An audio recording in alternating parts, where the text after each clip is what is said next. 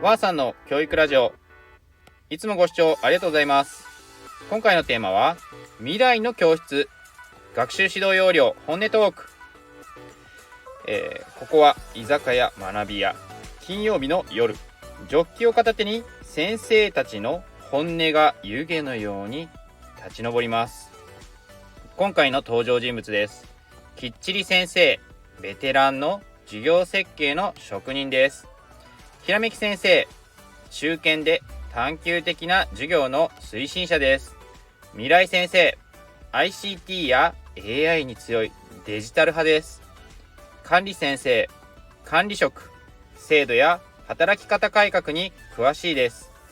フレッシュ先生、若手、現場のリアルに悩む1年目から3年目までの先生です。わーさん、私ですね、司会でナレーター役になっていきます。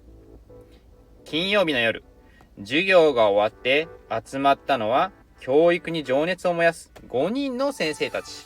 テーマは次期学習指導要領、それとこれからの教室についてです。 AI、探究、評価、チーム担任制、働き方改革まで、少しだけアルコール入りで本音で語ってもらいますよ。ではラウンド1、これからの教室って結局どこへ向かうの？これからの教室ってよく言いますけど、正直現場は追いついてませんよ。 AI だ、探究だだっていいことばっかり言われても結局時間も人も足りないんですよね。確かに。でもさ、授業には型が必要だよね。30人の子を動かすにはリズムと手順、これが大事よ。そこを崩しちゃうと子供も教師も迷子になっちゃうの。型っていうのはですね、要は授業の設計図のことですね。新しい教育って自由っていうところが強調されがちなんですけど、自由って土台があってこそ成立するんですよね。そうなんですよ。でも型が強すぎると子供たちがやらされてる感っていうのを感じちゃうんですね。先生の言う通りに答えたのになんで違うのみたいな。その型の部分、これって AI が補助できる時代なんですよ。例えば自動採点とか学習ログ、これの分析で先生が教えるっていうところから一緒に走る、伴走するへ移れるんですね。国の方針でもだな、個別最適な学びと共同的な学びの両立がテーマなんだよ。ただ、現場ではやる時間がないっていう声が圧倒的だよね。個別最適ってよく聞きますが、要はですね、一人一人に合わせるってことです。共同的っていうのはみんなで学びましょうねっていうことですね。つまり自分に合った学び、これを追求するものとチームで学ぶ力、これをですね両立させようって話なんですよね。ラウンド2、探究と AI、 その共存の道は？探究学習って問いを立てる力、これを育てるのが大事なんですよ。でもね、自由に問いを出していいよって子供たちに言ってもなかなか出てこないんですよ。いや、ほんとそれです。なぜ空は青いのとかは出るけど、学びにつながるような問いって見つけるの子供たち難しいんですよね。ここで出てきた探究っていうのは、いわゆる学習の進化版みたいに、思ってもらえればいいんですけど、実はですね、問いを立てて、調べて、考えて、次の問いを作る。こういう風なサイクルを育てること。これが大事なんですね。だから、先生の問いの支援、サポートが鍵になります。そのサポートですね、AI できますよ。児童の書いた問いっていうのを AI が整理してくれますし、似たテーマをグループ化もしてくれます。教師は、じゃあどの方向に進めようか、どの方向に深めようかっていうナビゲートする役目になるんですよ。でもさ、AI に頼りすぎると考える苦しみ、これを経験できない子が出てきちゃうんじゃないかしら。そこはバランスですね。AI に整理は任せて、意味付け、こちらを人間がやる。この住み分けが次期改定の肝になるんじゃないかな。つまり AI は代わりに考えてくれる道具っていう風な考え方じゃなくて、考えを広げるための道具。人の知恵を映してくれるパートナー。こういう考え方なんですね。ラウンド3、チーム担任制と事業時数の弾力化。来年度以降さ、事業時数の弾力化っていうのとチーム担任制が最近議論の中心になってきたんだよ。簡単に言えば時間割、これの固定化を減らして複数で子供を支える仕組みを作ろうってことなんだけどさ、弾力化って時間を柔軟に使いましょうねってことですよね。チーム担任っていうのは、要はですね、先生一人だけで全部抱え込むんじゃなくて、複数で、チームで学年を支えていきましょうよっていうやり方のことですね。それ正直すごく助かります。授業とか行事とか保護者対応とか特別支援とか、もう全部一人でやるの限界ですよ。でもね、分担は分断になっちゃダメだよ。あの子は〇〇先生担当でしょってなると、その子とか、あとは担任同士の心が離れちゃうのよ。先生、だからこそ ICT の出番ですよ。クラウドで授業の進行と授業の様子を共有することができれば、全員で一人の子を支える。これが実現できますよ。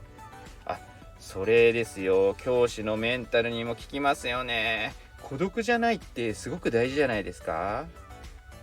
つまりチーム担任制っていうのは先生を救う仕組みでもあるんですね。子を支えるのは組織じゃないですか。教育の新しい形になるんじゃないですか。ラウンド4、評価と働き方改革のリアル。ですよ、先生方、評価めちゃくちゃ大変じゃないですか。振り返り欄、あとコメントを書いたり、通知表の所見とか、もうこういうのって AI に書かせちゃダメなんですかね。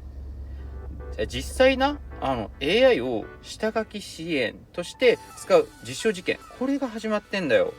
ただな、人の目で最終確認っていうのは絶対に必要だよな。AI 評価支援っていうのは、AI が子どもの行動ログ、行動の記録ですね。これをまとめて先生がコメントをするための種、これを拾う仕組みになりそうですね。つまり書かないっていう、もうしないじゃなくて考える余裕を取り戻す。こういったための活用ですね。それならいいわね。数字を追うっていうことより子どもの変化を語ること、こっちに私時間使いたいわ。評価が数値から物語に変わる、まさに次期改定の方向性って感じですね。教師の働き方改革って効率化もっと効率的にっていうのを語られることが多いんですけど、どちらかというと意味の再設計が問われてると思うんですよね。どの仕事を減らすかっていうところじゃなくて、むしろどこに時間をかけるか、こちらですよね。ラウンド5、未来の教室ビジョンへ。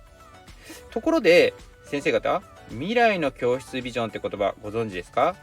経済産業省がエドテック、スチーム、探究、こちらをまとめた国家プロジェクトなんですけど、未来の教室っていうのはAI を導入するよっていう話じゃなくて、学び方を再設計しましょうっていうビジョンのことですね。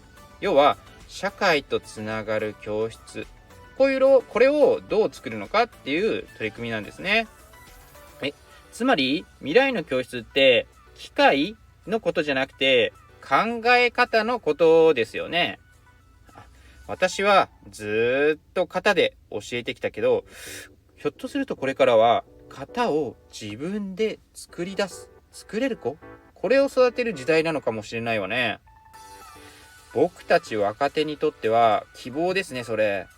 AI とか制度改革で自分の時間っていうのが生まれたら、もっともっと僕、子供と向き合う時間に使いたいです。制度も AI も先生の創造性、クリエイティビティだね。これを支えるためにあるんじゃないかな。現場が声を上げて形を変えていく、そんな時代が来たんじゃないか。では皆さん、最後に今日の5つのテーマ、一言でまとめていきましょうよ。型って、要は守るためじゃなくて挑戦するためにあるんじゃないかしら。AI は考える相棒って感じ？問いは人が磨くっていうのが大事かな。一人で抱えないことですよ。学びも教師もチーム戦です。効率化の先に意味のある時間、これを取り戻そう。未来の教室は AI でも制度でもない。先生と子供、これらの対話の中にあるんじゃないかな。さて、未来の教室とは AI でも制度でもなく、先生たちの対話から生まれる。これが新しい学びの場所です。今日の学び屋の夜に生まれたこの会話こそが次の教育の一歩になる。さて、このチャンネルでは教育、科学、これらをテーマに皆さんの日常にすぐに使える現場目線の分かりやすい内容を発信しています。面白かったなとか、わかるっていう風に思ってくださった方、高評価、そしてチャンネル登録をよろしくお願いします。皆さんの明日の授業、楽しく科学的に子どもたちが分かったようになるように、いつもご視聴ありがとうございます。今回もご視聴ありがとうございました。